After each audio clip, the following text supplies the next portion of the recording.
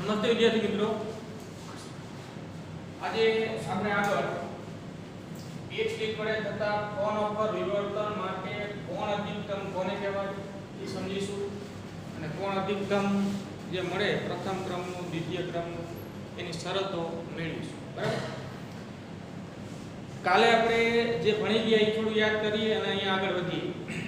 કાલે આપણે શું ભણી ગયા તો કે જ્યારે બરાબર કોઈ સમતલ તરંગઅગ્ર આશ્રિત ln પર આપાત થાય ત્યારે સામે રાખેલા પડદા પર આપણને બિંદુ C પાસે મધ્યસ્થ અધિકતમ મળે છે. મધ્યસ્થ અધિકતમની શરત આપણે જોઈ ગયા.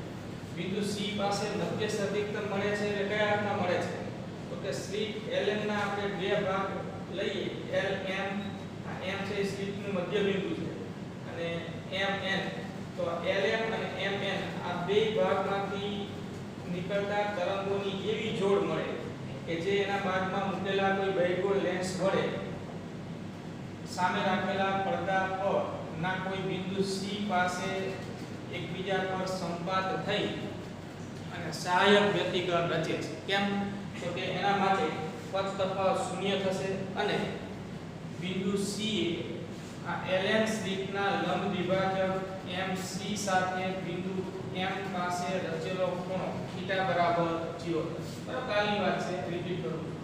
θ બરાબર 0 અને પથ તફાવત કોણ શૂન્ય ત્યારે આપણને સહાયક વ્યતિકરણ જે બિંદુ C પાસે મળે છે ત્યાં તીવ્રતા મહત્તમ થશે અને એને આપણે શું કીધું તો કે મધ્ય અધિકતમ. બરાબર, ત્યારબાદ આપણે ન્યૂનતમની વાત કરી ગયા. પડદા પરના આવા કોઈ બિંદુ P આપણે ધ્યાનમાં લીધું. કોઈ બિંદુ P પાસે સંપાત થતા તરંગો એકબીજા સાથે વિનાશક વ્યતિકરણ રચે છે અને વિનાશક વ્યતિકરણને કારણે ત્યાં આપણને તીવ્રતા શૂન્ય મળે છે જેને આપણે પ્રથમ ક્રમનું ન્યૂનતમ કીધું. બરાબર, એ રીતે આપણને પ્રથમ ક્રમનું દ્વિતીય ક્રમનું તૃતીય ક્રમનું આવા ન્યૂનતમો મળશે. શું વાત હતી આપણે શું કાલે ન્યૂનતમ માટેની વાત કરી તો કે આ જે સ્લિટ છે ln એના બે ભાગ આપણે લીધા lm અને m. હવે આ nq બરાબર લેમ્ડા nq બરાબર લેમ્ડા હોય. બરાબર, આ મધ્યસ્થ અધિકતમની વાત ન્યૂનતમ માટે વાત કરો તો nq બરાબર લેમ્ડા. જો nq બરાબર લેમ્ડા તો આ સ્લિટનું મધ્ય બિંદુ m હોય તો m થી અહીંયા કોઈ આપણે બિંદુને q' નામ આપી દો કે x નામ આપો mx બરાબર લેમ્ડા બાય 2 થાય. એટલે કે જો સ્લિટના બે સરખા ભાગ લીધા હોય અને આ પથ તફાવત nq બરાબર લેમ્ડા હોય તો mx લેમ્ડા બાય 2 થઈ હતું. બરાબર, કાલની વાત છે, કાલની જે ફિગર છે એના પરથી તમે આપણે બધી હકીકત સમજી ગયા હતા કે પથ તફાવત nq બરાબર લેમ્ડા હોય, m સ્લિટનું મધ્ય બિંદુ હોય તો અહીંયા આપણે x નામ આપ્યું તો mx બરાબર લેમ્ડા બાય 2 હોય. તો આ સ્લિટના આ બે સરખા જે ભાગ પડ્યા હતા એમાંથી નીકળતા તરંગોની એવી જોડ મળે જેમ કે l માંથી નીકળતું તરંગ અને m માંથી નીકળતું તરંગ વચ્ચેનો પથ તફાવત લેમ્ડા બાય 2 થાય. અહીંયા આમ જેટલા નીચે આવે એટલું બીજું આ ભાગમાં આવે એટલે કે આવી ક્રમિક જોડ એવી મળતી જાય કે જે જ્યાંથી નીકળતા તરંગો વચ્ચેનો પથ તફાવત લેમ્ડા બાય 2 થાય અને લેમ્ડા બાય 2 પથ તફાવત થતો હોવાથી પડદા પરના બિંદુ P પાસે આપણને વિનાશક વ્યતિકરણ મળે છે અને વિનાશક વ્યતિકરણ મળે છે એટલે કે તીવ્રતા શૂન્ય થાય છે. એને આપણે પ્રથમ ક્રમનું ન્યૂનતમ એવું કીધું. બરાબર, પ્રથમ ક્રમના ન્યૂનતમ માટે આપણને શરત મળી a sin θ1 બરાબર લેમ્ડા. દ્વિતીય ક્રમના ન્યૂનતમ માટે a sin θ2 બરાબર 2 લેમ્ડા. તૃતીય ક્રમના ન્યૂનતમ માટે a sin θ3 બરાબર 3 લેમ્ડા. બરાબર, આ રીતે આપણે પ્રથમ ક્રમના ન્યૂનતમની શરત, દ્વિતીય ક્રમના ન્યૂનતમની શરત, તૃતીય ક્રમના ન્યૂનતમની શરત મળે. આપણે સામાન્ય સૂત્ર લખ્યું કે n માં ક્રમના ન્યૂનતમની શરત તો a sin θn બરાબર n લેમ્ડા. બરાબર, અહીંયા a છે એ સ્લિટની પહોળાઈ છે, લેમ્ડા છે એ વક્રાયુક્ત પ્રકાશની તરંગલંબાઈ છે.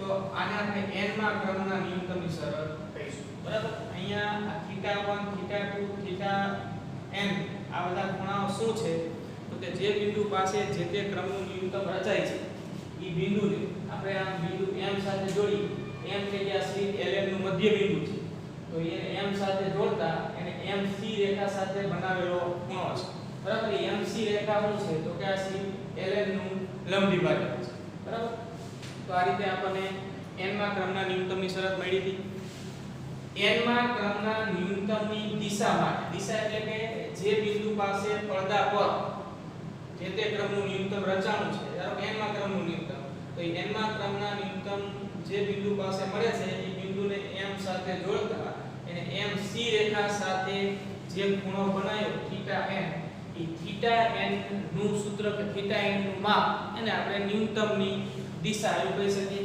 અહીંયા આ sin θn ખૂબ ઓછું હોય તો આપણે આમ લખ્યું કે a θn બરાબર n લેમ્બડા તો θn બરાબર n લેમ્બડા છેદમાં a તો આ n લેમ્બડા છેદમાં a આ સૂત્ર ઈ n માં ક્રમના ન્યૂનતમની દિશા સૂચવે છે અથવા તો n માં ક્રમનું ન્યૂનતમ પડદા પર જે બિંદુ પાસે રચાણું છે તે બિંદુને સ્લિટ LN ના મધ્ય બિંદુ M સાથે જોડતા એને MC રેખા સાથે બનાવેલો ખૂણો છે બરાબર આ કાલની વાત આપણે રિપીટ કરી અત્યાર સુધી બરાબર આનું તમે હવે જાણો છો હવે આજે આપણે આગળ વાત કરીશું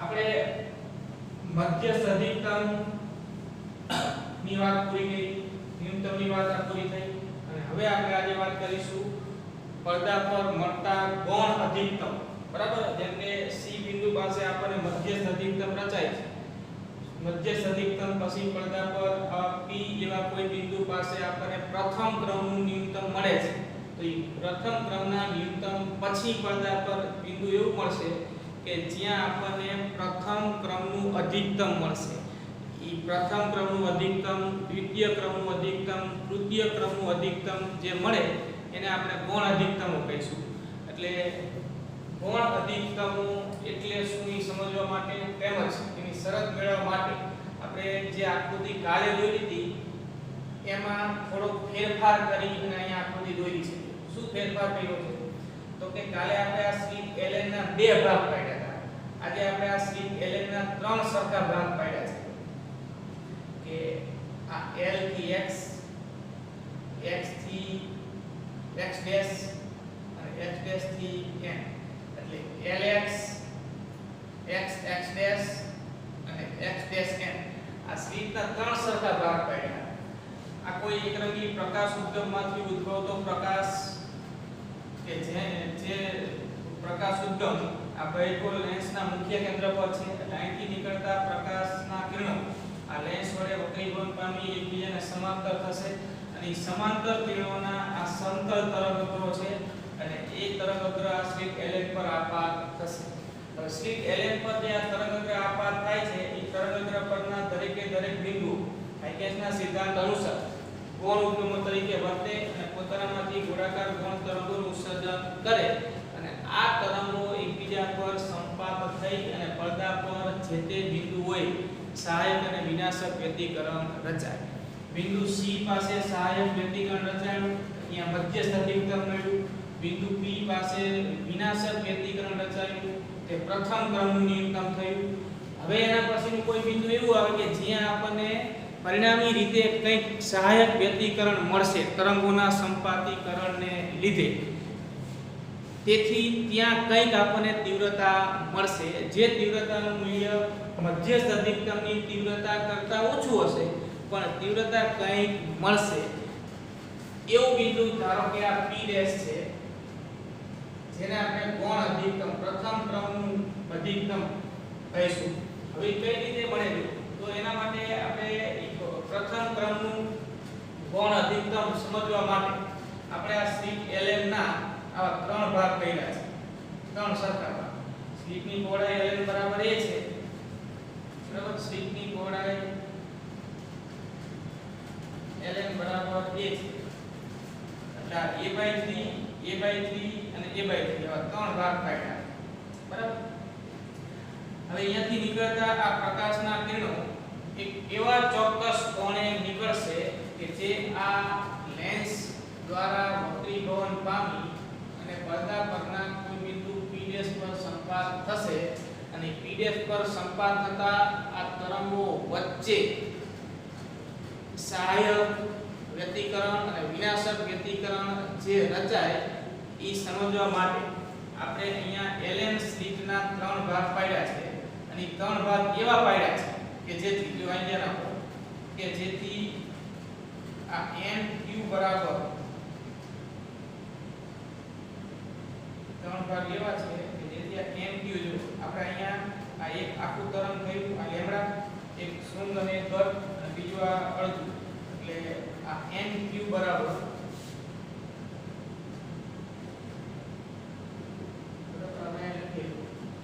સ્લિટ Ln ના 3 સરખા ભાગ વિચારો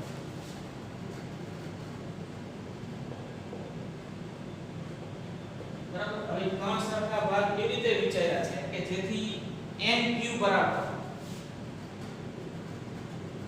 કે જેથી nq બરાબર 3 લેમ્બડા બાય 2 થાય જો તરંગ લંબાઈ લેમ્બડા ના સંદર્ભમાં આ જે L માંથી નીકળતા અને n માંથી નીકળતા તરંગો વચ્ચેનો પદ તફાવત આટલો થાય nq બરાબર અહીંથી જે તરંગ નીકળ્યું કે જે પ્રકાશનું કિરણ નીકળ્યું અહીંથી જે નીકળ્યું એમની વચ્ચેનો પથ તફાવત nq બરાબર લેમ્બડાના પદમાં લખીએ તો તરંગ લંબાઈ લેમ્બડા હોય તો આ પદ તફાવત 3 લેમ્બડા બાય 2 થયું જો આ લેમ્બડા અહીંયા મૂકી લેમ્બડા અને પછી આ લેમ્બડા બાય 2 તો લેમ્બડા પ્લસ લેમ્બડા બાય 2 એટલે 3 લેમ્બડા બાય 2 તો આપણે અહીંયા આ 3 ભાગ એવી રીતે લીધા છે કે જેથી 3 ભાગ એવી રીતે પાડ્યા છે અને આ L n x અને x' માંથી નીકળતા કિરણો એવી દિશામાં આપણે જે નીકળે છે ધ્યાનમાં લીધા છે કે જેથી nq પથ તફાવત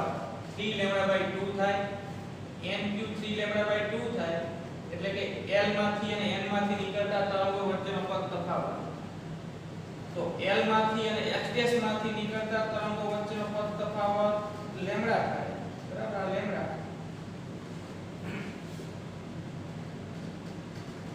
x' y' બરાબર લેમ્બડા અને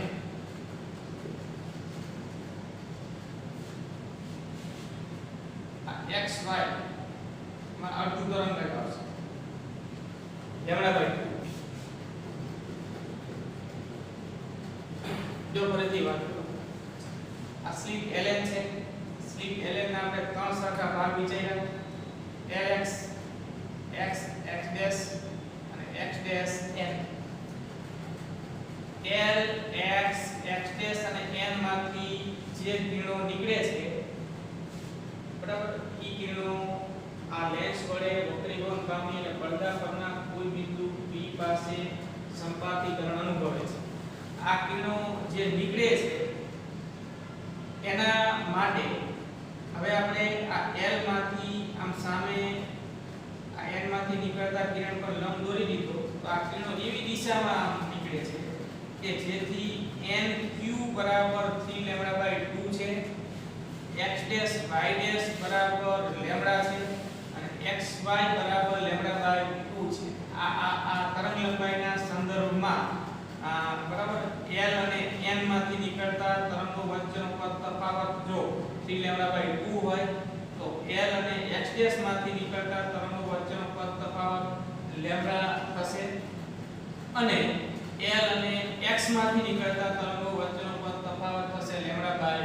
2 આવી પરિસ્થિતિ આપણે ધ્યાનમાં લીધી છે બરાબર તરંગ લંબાઈના સંદર્ભમાં આ મુજબ પદ તફાવત છે nq બરાબર 3 લેમ્બડા બાય 2 આ થશે 3 લેમ્બડા બાય 2 nq બરાબર આ થશે લેમ્બડા આ રીવા થશે લેમ્બડા બાય 2 આવી રીતે આપણે તરંગો ધ્યાનમાં લીધા છે આ મુજબ આપણે પદ તફાવત મળે એ દિશા ધ્યાનમાં લીધી છે સ્લિટના 3 ભાગ પાડ્યા છે તો હવે તમે વિચારો છો કે આ મુજબના જો પદ તફાવત હોય તો આ સ્લિટના જે 3 ભાગ પાડ્યા છે એમાં આપણે અહીંથી શરૂ કરી પહેલો ભાગ Lx તો આ પહેલા ભાગમાં L માંથી અને x માંથી નીકળતા તરંગ વચ્ચેનો પદ તફાવત કેટલો છે λ/2.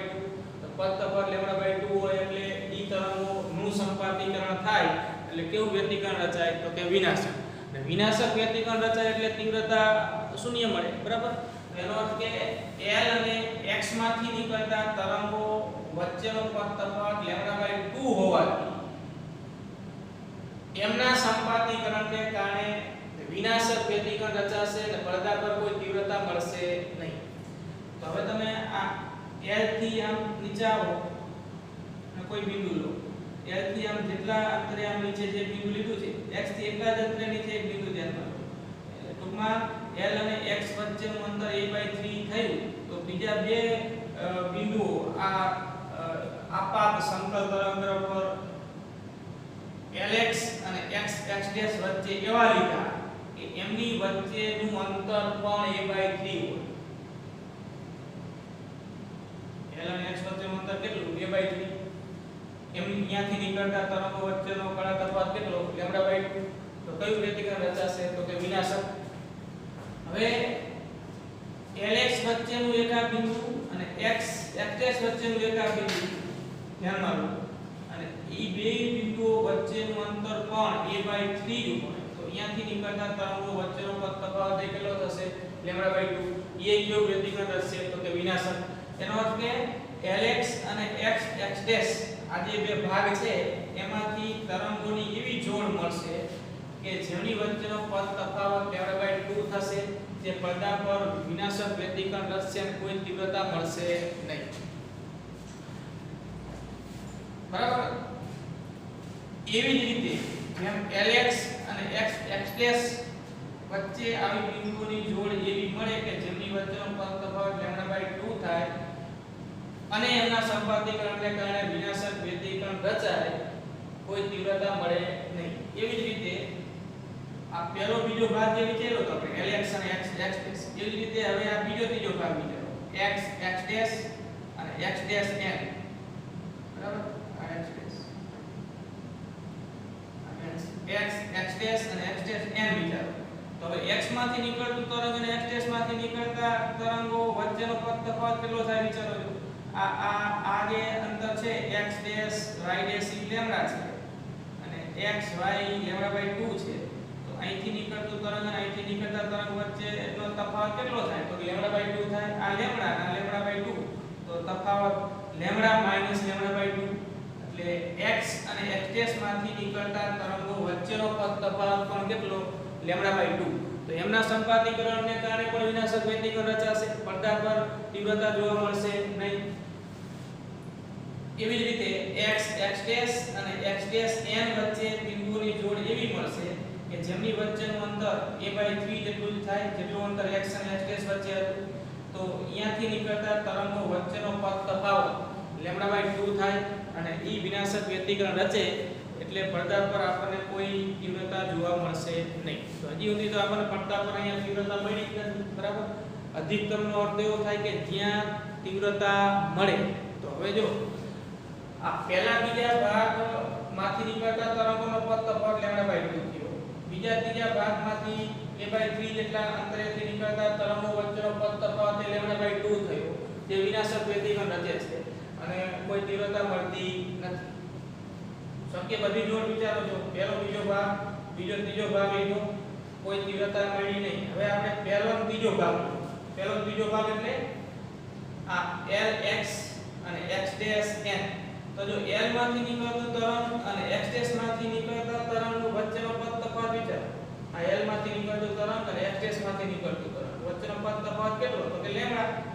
બરાબર. આ તો પહેલું જ બિંદુ છે અને અહીંથી જે તરંગ નીકળે છે એમાં x' y' λ છે. તો L માંથી અને x' માંથી નીકળતા તરંગો વચ્ચેનો પદ તફાવત કેટલો થયો તો કે λ થયો. તો λ થયો એનો અર્થ કે ઈ બે તરંગોના સંપાતીકરણને કારણે આપણને પડદા પર સહાયક વ્યતિકરણ મળશે, જે આપણને કંઈક તીવ્રતા આપશે, બરાબર.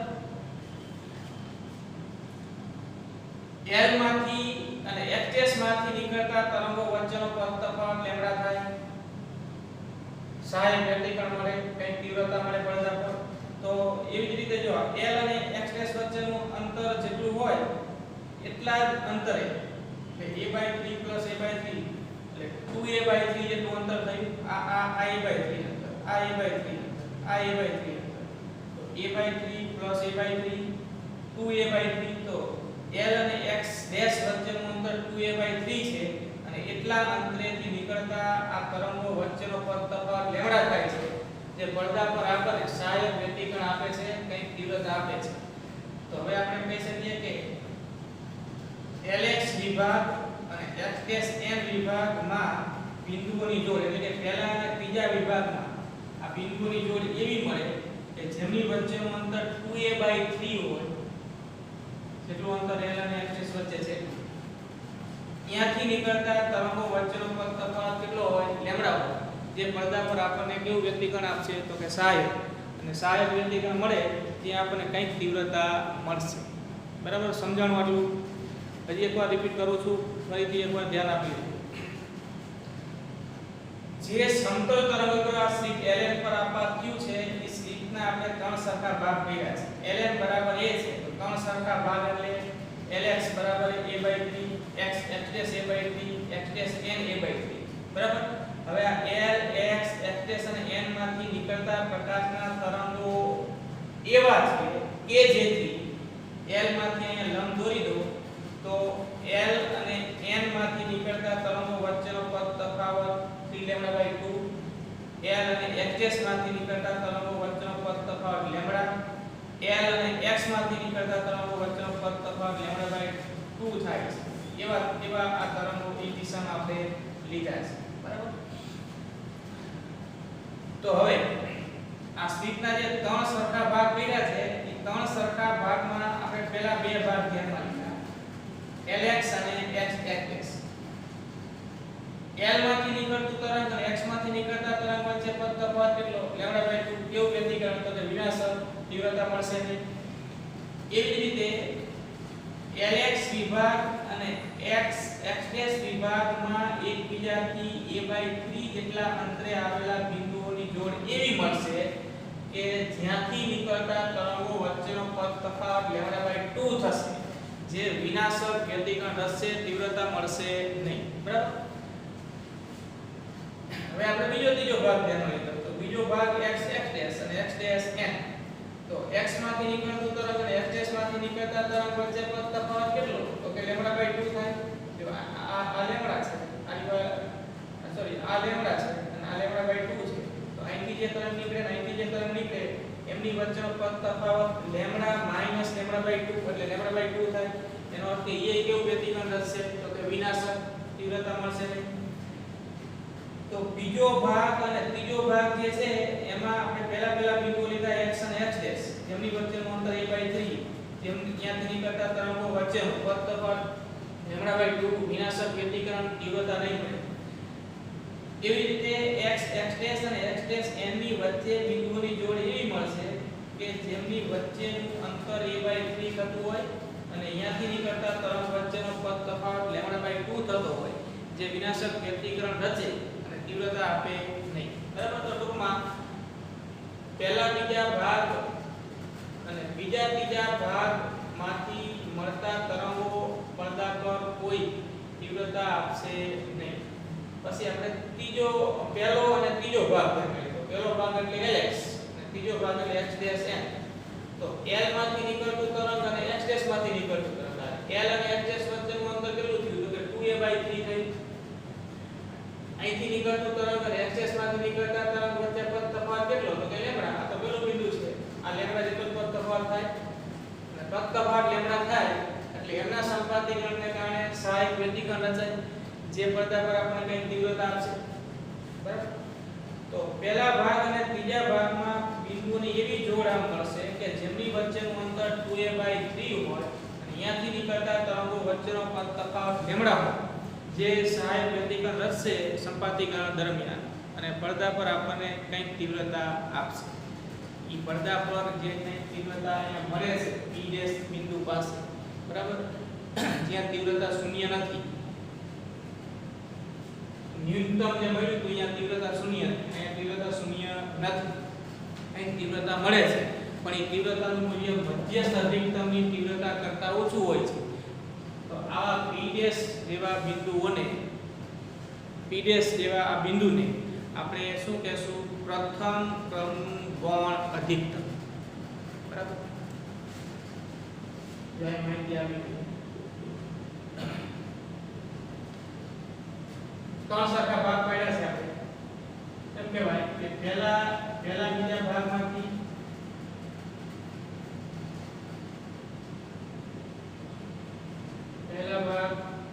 પહેલો ભાગ Lx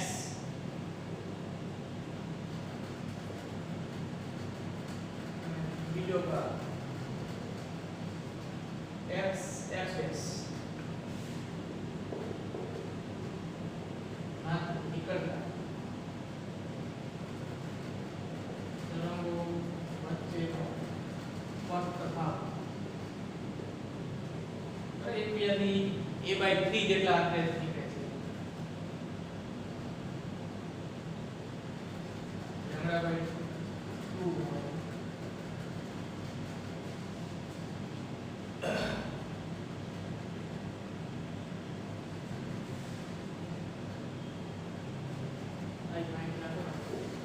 પહેલો ભાગ Lx અને બીજા ભાગ xx માંથી એકબીજાથી a/3 અંતરે રહેલા બિંદુ માંથી નીકળતા તરંગો વચ્ચેનો પથ તફાવત λ/2 જે વિનાશક વ્યક્તિગત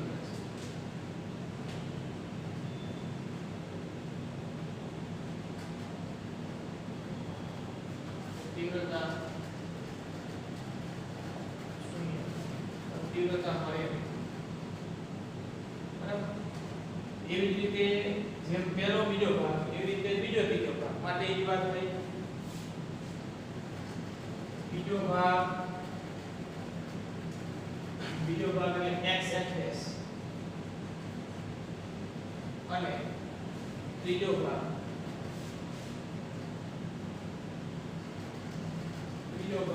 x'm માંથી એકબીજાથી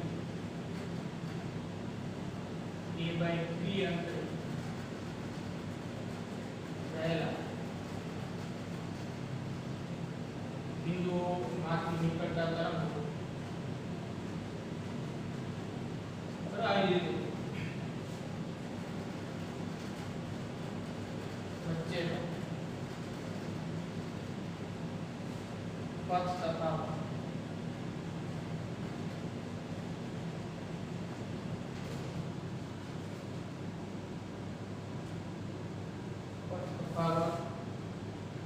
λ/2 હોય છે. એ વિનાશક વ્યક્તિગત છે.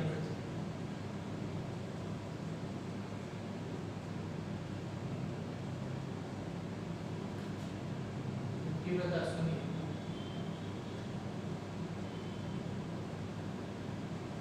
बराबर है. हજી સુધી તો આપણે અહીંયા तीव्रता મળી જ નથી p જેવા બિંદુ પાસે.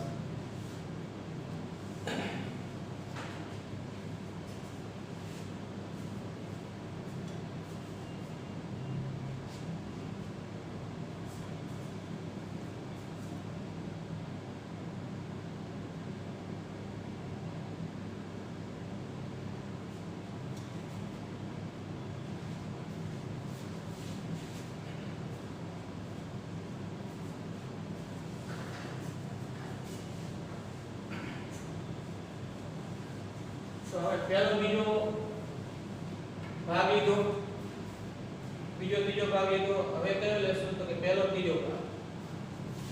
તો પહેલો ભાગ એટલે Lx અને ત્રીજો ભાગ x'm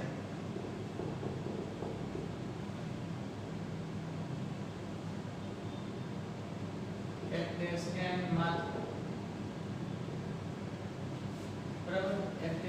માંથી એકબીજાથી કેટલા અંતરે થાય? આ અંતર કેટલું થાય? તો 2a/3 થાય.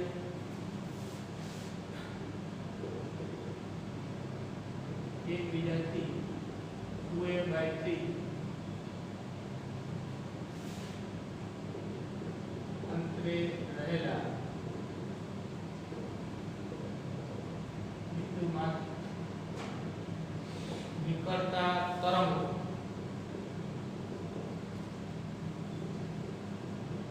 વચ્ચેનો પથ તફાવત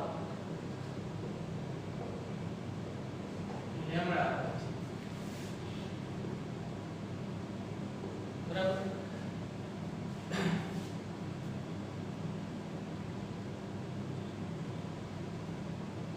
તેમના સંપાતીકરણને લીધે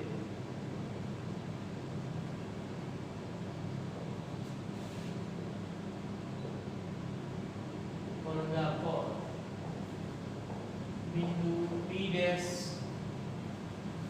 પાસે સહાયક વ્યક્તિગત છે.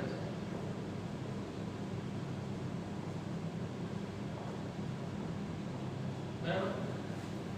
અને આપણને કઈ તીવ્રતા મળશે?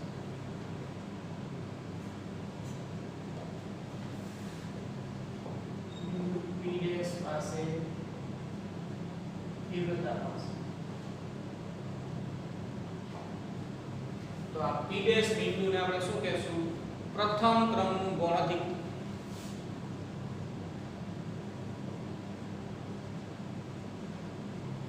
પ્રથમ ક્રમ ગૌણ અધિકતમ કહેવાય છે.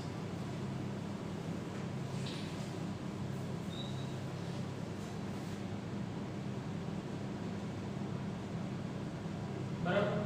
સમજણ આટલું હોય તો હવે આપણે એની શરત નું સૂત્ર આપવાનું છે. જો આપણે કાલનું થોડું યાદ કરો, જે સામાન્ય આપણે પથ તફાવતની જે ગણતરી કરી, બરાબર, પથ તફાવત, તો પથ તફાવત બરાબર a sin થીટા. પથ તફાવત એટલે a sin થીટા, બરાબર. સામાન્ય સૂત્ર છે. a એટલે સ્લિટની પહોળાઈ અને થીટા એટલે જે તે પડદા પરના બિંદુએ સ્લિટના લંબ વિભાજક MC સાથે બનાવેલો ખૂણો. તો આ સૂત્ર આપણે વાપરીશું. ધારો કે બિંદુ P' એ સ્લિટના લંબ વિભાજક MC સાથે બિંદુ M પાસે આંતરેલો ખૂણો θ1'. ધારો કે બિંદુ P' રેખા MC સાથે જે સ્લિટનો લંબ વિભાજક છે રેખા MC, બિંદુ P' રેખા MC સાથે બિંદુ M પાસે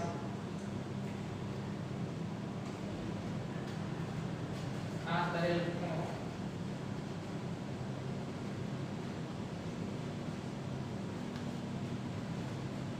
θ1'. આપણે આગળ ન્યૂનતમ માટે θ1 નામ આપ્યું, પ્રથમ ક્રમના ન્યૂનતમ માટે. આપણે અહીંયા પ્રથમ ક્રમના કોણ અધિકતમ માટે વિવર્તન કોણે કહેવાય એનું નામ આપીશું θ1'. તો પથ તફાવત, જો પથ તફાવત આપણે આ પહેલા છેલ્લા બિંદુ વચ્ચે અહીંયા કેટલો 3λ/2. પથ તફાવત બરાબર a sin θ,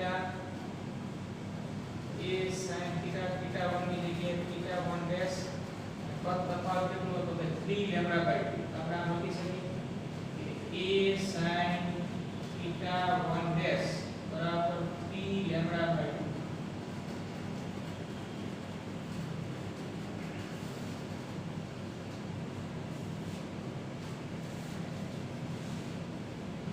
તો અહીંયા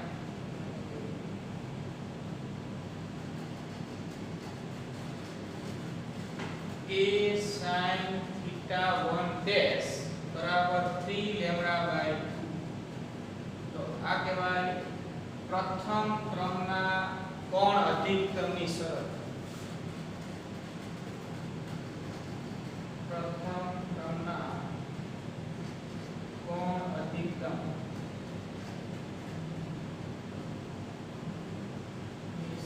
બરાબર. એવી રીતે હવે આપણે દ્વિતીય ક્રમનો ગૌણ અધિકતમ, તૃતીય ક્રમનો ગૌણ અધિકતમ અને n મા ક્રમના ગૌણ અધિકતમની શરત આના પરથી આપણે લખી શકીશું.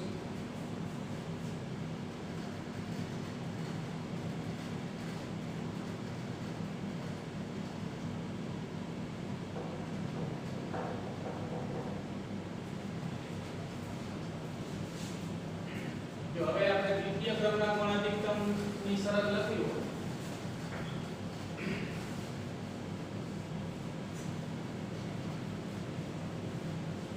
તો હવે જો પ્રથમ ક્રમના ગૌણ અધિકતમ માટે આપણે સ્ટ્રિંગના 3 ભાગ વિચાર્યા હતા. આપણ તફાવતથી લેવડા બાય 2. આપણે દ્વિતીય ક્રમના ગૌણ અધિકતમની શરત લખવા માટે આ સ્ટ્રિંગના 5 ભાગ વિચાર્યા. તો આ થશે 5 લેવડા બાય 2 બરાબર.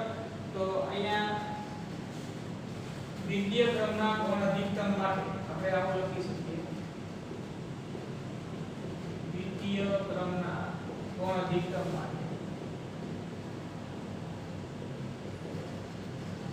સ્ટ્રિંગના 5 સરખા ભાગ વિચારો.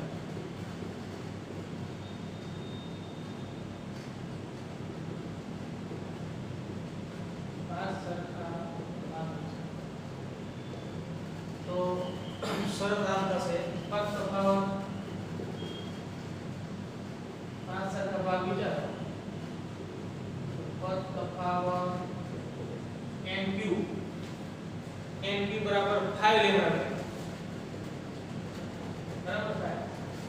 એટલે કે આપણે 5 સરખા ભાગ લેશું અને આ તરંગો અહીંથી એવી દિશામાં નીકળશે કે જેથી np બરાબર 5 લેવડા બાય 2 થાય. તો એ પડદા પર જ્યાં કેન્દ્રિત થાય એ આપણે દ્વિતીય ક્રમનું ગૌણ અધિકતમ મળે. તો એની શરત લખાય આ રીતે કે a sin θ 2 ડેશ બરાબર. પ્રથમ ક્રમ માટે આપણે θ 1 ડેશ સંગ્રહી θ 2 ડેશ બરાબર 5 લેવડા. તો આ રીતે n ના ક્રમના ગૌણ અધિકતમની શરત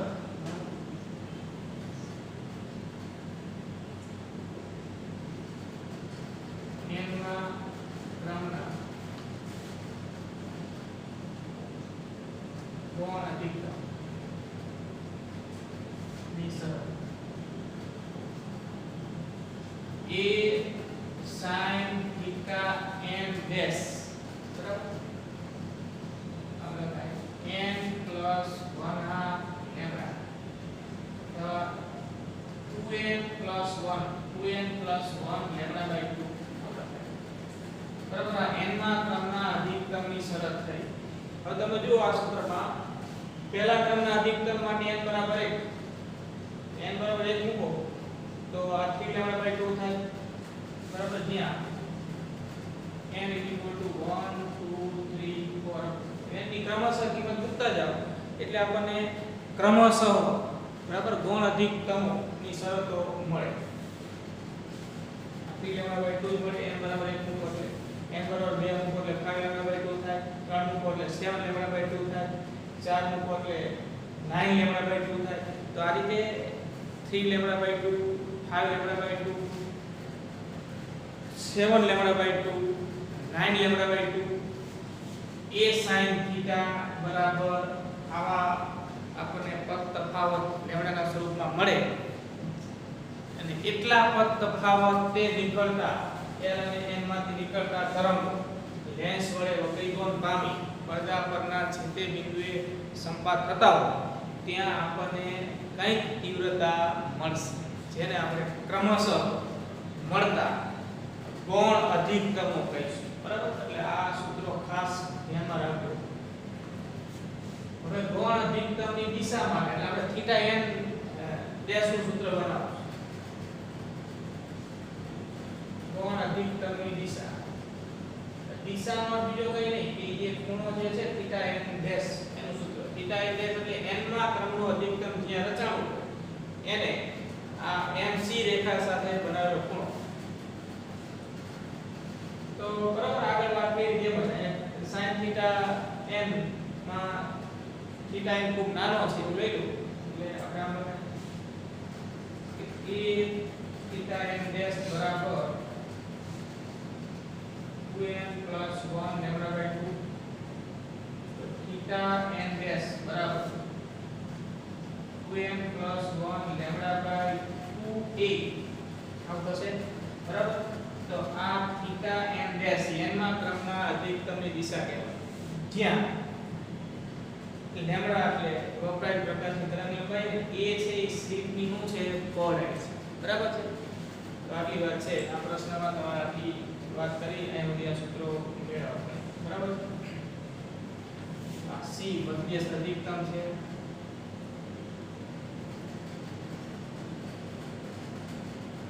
આ પ્રથમ ન્યૂનતમ છે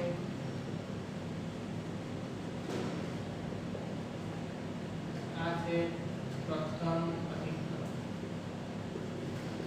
બરાબર અહીંયા તીવ્રતા મહત્તમ અહીંયા તીવ્રતા શૂન્ય અહીંયા કંઈક તીવ્રતા મળશે પણ એ તીવ્રતા મૂલ્ય અહીંની તીવ્રતા કરતા ઓછું તો આ રીતે બરાબર મધ્યસ્થ અધિકતમ થી ઉપર પ્રથમ ન્યૂનતમ પ્રથમ અધિકતમ પછી દ્વિતીય ન્યૂનતમ આવે પછી આવે દ્વિતીય અધિકતમ એ જ રીતે આ નીચે પ્રથમ ન્યૂનતમ પ્રથમ અધિકતમ બરાબર દ્વિતીય ન્યૂનતમ દ્વિતીય અધિકતમ તો આ રીતે આપણને પડદા પર ક્રમશઃ ન્યૂનતમ અને અધિકતમ ઉપર મળે સી બિંદુથી એટલે કે મધ્યસ્થ અધિકતમથી અને મધ્યસ્થ અધિકતમથી આમ નીચે પણ એટલા જ અંતરે ક્રમશઃ ન્યૂનતમ અને અધિકતમો મળશે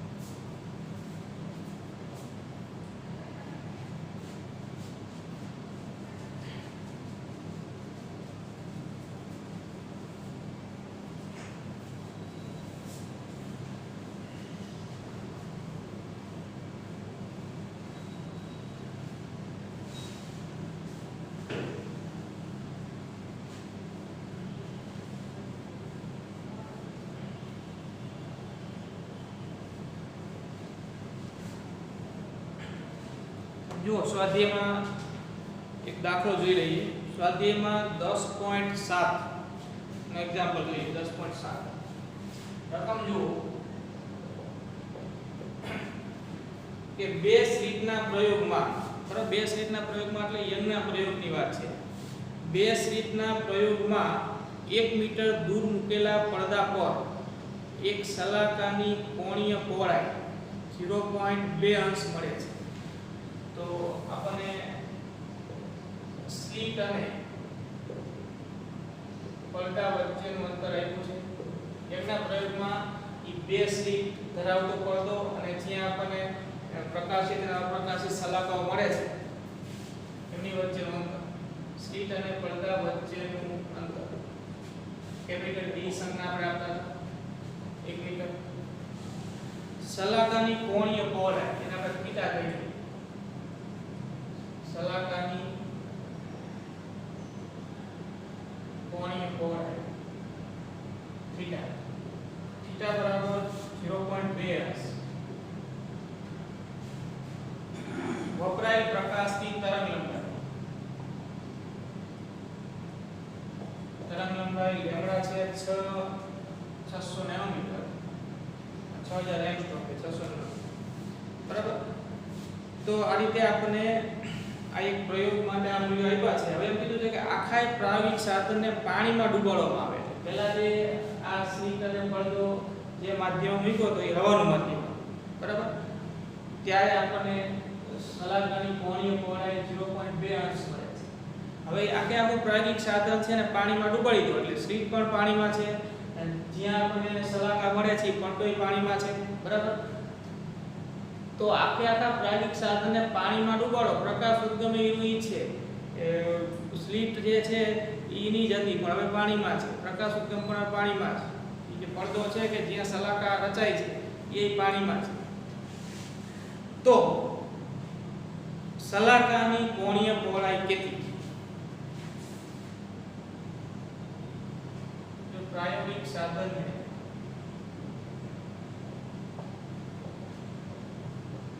પાણીમાં ડુબાડવામાં આવે તો સલાકાની કોણીય પહોળાઈ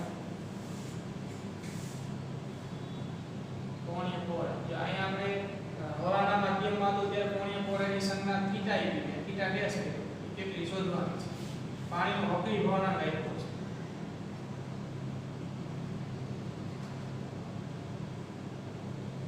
n બરાબર 4/3. બરાબર. તો હવે જો અહીં રાખો આ વિવર્તન યંગના પ્રયોગમાં આપણને જે વિવર્તન સલાકાઓ મળતી હતી એની વાત છે, બરાબર. આ કોઈ સોરી યંગના પ્રયોગમાં આપણને જે વ્યતિકરણ સલાકાઓ મળતી હતી એના અનુરૂપ દાખલો છે. અહીંયા વિવર્તનની વાત નથી, અગાઉના ટોપિકનો દાખલો, બરાબર. વ્યતિકરણ માટે યંગના પ્રયોગ પર તો સલાકાની કોણીય પહોળાઈનો અર્થ પહેલા આપણે સમજી લઈએ. અહીં ધ્યાન આપો. ધારો કે આપણને પડદા પર જે સલાકાઓ મળે છે આમ, બરાબર, એમાંની કોઈ એક સલાકાની જે વાત છે એ આ સલાકા ધ્યાનમાં લો તમે. ધારો કે આ હૂક છે એ સલાકા છે, બરાબર. આ હૂક છે એ સલાકા છે. તો સલાકાની કોણીય પહોળાઈ એટલે આ સલાકાની બે કિનારેથી જે ઉદ્ગમ છે એ ઉદ્ગમને આમ જોડી દો તો જે ખૂણો બને, બરાબર, એને એ સલાકાની શું કહેવાય? કોણીય પહોળાઈ. એટલે ધારો કે આ સલાકા છે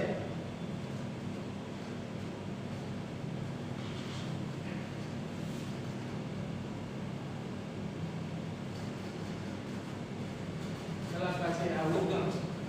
તો આ બે લાઈન, બરાબર, આ સલાકાની આ બે લાઈન નામ જોડી દો. આ સલાકાની તો ઉદ્ગમ સાથે જે ખૂણો બને એ કોણીય પહોળાઈ કહેવાય.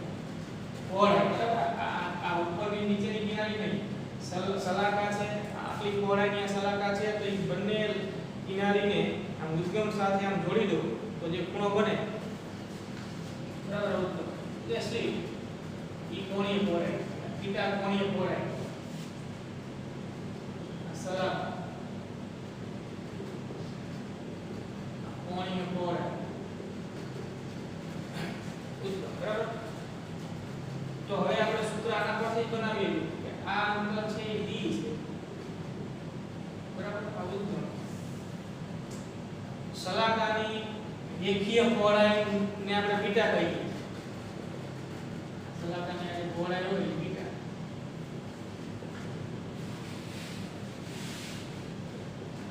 સલાકાની રેખીય પહોળાઈ બીટા છે. આ સલાકા છે તો રેખીય પહોળાઈ બીટા છે. આમ જોડો તો કોણીય પહોળાઈ એટલે ખૂણો થીટા છે અને ઉદ્ગમ અને સ્લીપ વચ્ચેનું અંતર d છે. તો આપણે ખૂણો બરાબર 4/3 હકીકત આ આપીશું. ખૂણો બરાબર 4/3 ખૂણો થીટા, બરાબર. ચાપ એટલે સલાકાની આ સલાકા છે તો આ ચાપ થઈ કહેવાય. આ ખૂણો અહીંયા જે અંતરાય ખૂણો આ ચાપ એ બીટા. તો ખૂણો થીટા બરાબર 4/3 એટલે કેપિટલ D, બરાબર. ઉદ્ગમ અને સલાકા વચ્ચેનું અંતર જ્યાં બીટા બરાબર, તો બીટાનું સૂત્ર તો આપણે તરંગ લંબાઈ લેમ્ડાના સ્વરૂપમાં આવું પડ્યું છે કે લેમ્ડા કેપિટલ D છેદમાં સ્મોલ d, બરાબર. તો થીટા બરાબર લેમ્ડા કેપિટલ D છેદમાં સ્મોલ d અને અહીંયા મૂકી દો તો બીટાની જગ્યાએ લેમ્ડા કેપિટલ D છેદમાં સ્મોલ d મૂકવા, d તો આટલું કેન્સલ થઈ જશે. તો એનો અર્થ કે આપણને કોણીય પહોળાઈ, સલાકાની કોણીય પહોળાઈ થીટા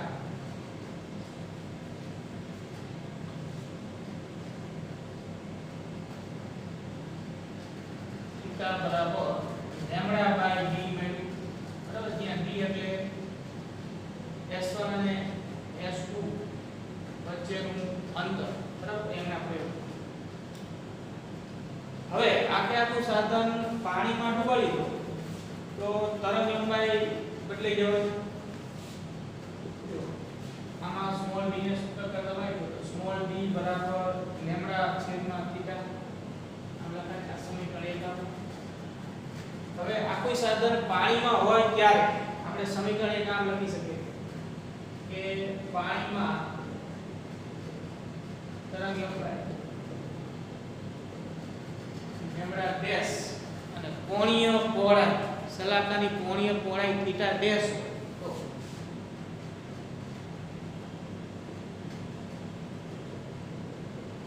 સલાકાની કોણીય પહોળાઈ થીટા ડેશ, તો આપણે આમ લખી શકીએ કે b બરાબર લેમ્બડા ડેશ છેદમાં થીટા ડેશ. કેમ કે સ્મોલ b છે ઈ તો જે પડદો જે છે એની પર સ્લિટ s1 અને s2 વચ્ચેનું અંતર છે કે ઉદ્ગમ s1 અને s2 વચ્ચેનું અંતર છે, ઈ તો આખું પ્રાયોગિક સાધન હવામાં હતું ત્યારે s1 s2 વચ્ચેનું અંતર સ્મોલ d હતું, અને આખું સાધન પાણીમાં ડૂબાડો ત્યારે એમના પ્રયોગમાં s1 s2 વચ્ચેનું અંતર તો સ્મોલ d જ રહેવાનું, એટલે માધ્યમ બદલાઈ ગયું, હવાની જગ્યાએ પાણી, એનાથી સ્મોલ d માં કોઈ ફેર નહીં પડે, પણ પ્રકાશની તરંગ લંબાઈ બદલાઈ જશે અને તેથી સલાકાની કોણીય પહોળાઈ થીટા પણ બદલાઈ જશે. તો આ પહેલા થીટા હવામાં કોણીય પહોળાઈ થીટા હતી અને પાણીમાં સલાકાની કોણીય પહોળાઈ થીટા ડેશ હોય, તો સૂત્ર બનશે. તો આપણે સરખાઈ દો, ક્લિક કરીને બે સરખાવતા તો આવતા લેમ્બડા છેદમાં થીટા બરાબર લેમ્બડા ડેશ છેદમાં થીટા ડેશ. આપણે શોધવાનું છે થીટા ડેશ, થીટા ડેશ ને કરતા બનાવી દો. થીટા ડેશ બરાબર થીટા ડેશ આ વંશમાં લઈ લો, થીટા નામ લખી દો, બરાબર, એટલે કે થીટા ડેશ બરાબર થીટા લેમ્બડા ડેશ છેદમાં લેમ્બડા આવું હશે. હવે આને સમીકરણ નંબર 3. હવે આપણે અહીંયા પાણીના વક્રી ભવનાંકનો ઉપયોગ કરીએ.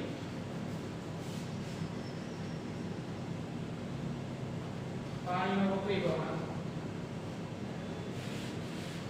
n બરાબર c છેદમાં v, બરાબર, પાણીનો નિરપેક્ષ વક્રી ભવનાંક n બરાબર c છેદમાં v.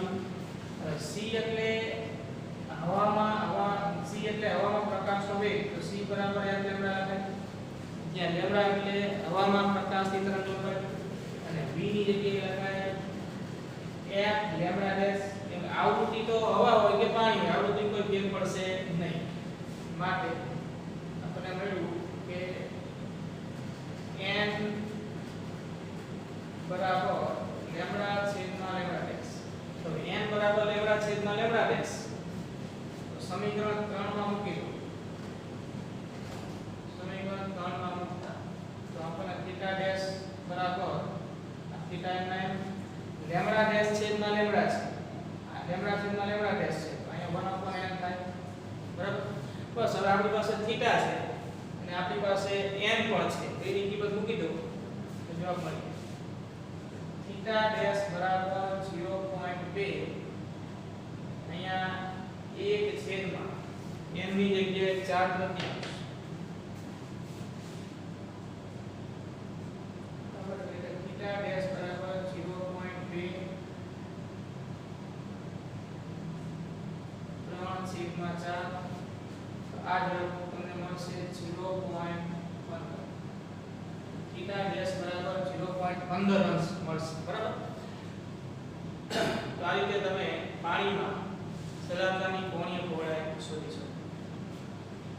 તો બસ આજે આપણે આટલે પૂરું કરીએ છીએ અને બાકી આગળની વાત હવે આવતા લેક્ચરમાં, બરાબર છે. આટલું વ્યવસ્થિત તૈયાર કરી રાખજો.